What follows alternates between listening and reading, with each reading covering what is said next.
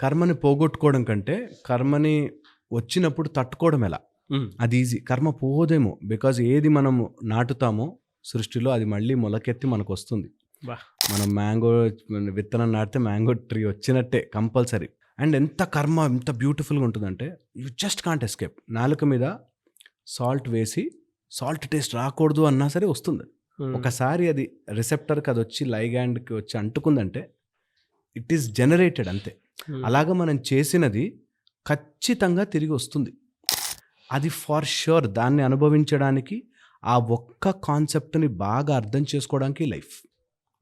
మళ్ళీ చెప్తానమాట, మనకి మొత్తము కర్మ అర్థమయ్యి నేను నిష్కామ కర్మతో బ్రతకాలి అని అర్థమయ్యేదాకా జన్మ ఎత్తుతూనే ఉంటాం. అది ఫ్యాక్టర్.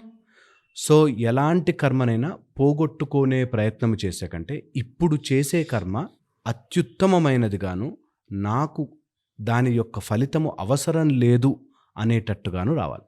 మనకి పాపాలు చెప్తారు కదా, అన్నిటికంటే మేజర్ పాపం ఏంటి తెలుసా? మన గురించి మనం తెలుసుకోకపోవడం. ఓకే, అన్నిటికంటే మేజర్ పాపం.